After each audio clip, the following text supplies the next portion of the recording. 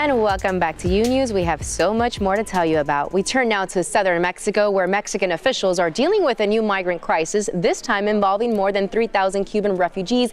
But for those Cubans, a series of moves by the Mexican government could actually put the dream of life in the U.S. harder to achieve. And Diana Montano joins us today on Unews to discuss this situation. Thank you so much for being with us, Diana. Your first time on Unews. So happy to have you. Thank you very much. Exactly, Andrea. You were saying that the more than 3,000 Cuban migrants are stranded in Tapachula on the border between Mexico and Guatemala. They are waiting for a document issued by the Mexican government that will allow them to travel legally through Mexico to the U.S. southern border. These migrants are alleging that Mexican immigration authorities do not want to give them the documents. Now, are those documents that you're referring to only for Cubans? No, Andrea, it's not. Every single migrant making their way to the southern border who is crossing Mexico should have this document. Basically, it allows them to be in the country until they get to the border. If they are apprehended without it, they can be deported back to their country, in this case, Cuba. And why then is the Mexican government denying to give them the document?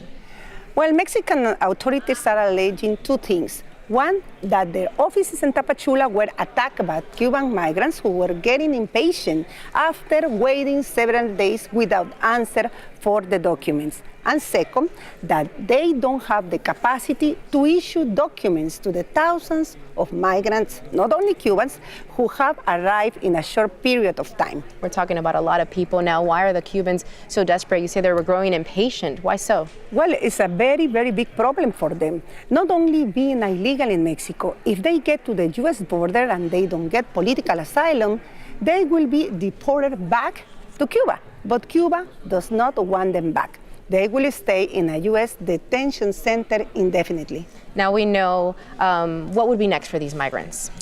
Well, our reporter Mario Vallejo, who I just spoke with this morning, he has been following them for several days. He told me this morning that several Mexican lawyers just established a lawsuit against Mexican immigration authorities on behalf of the Cubans because they insist, Andrea, that this is their right.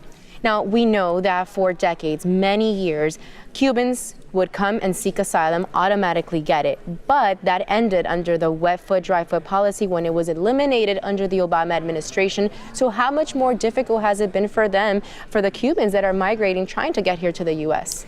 Well, basically, Cubans are now like any other immigrant arriving in the U.S. without the proper documents. They have to go through the same process, providing them credible fear. That's the key. The legal standard for getting asylum.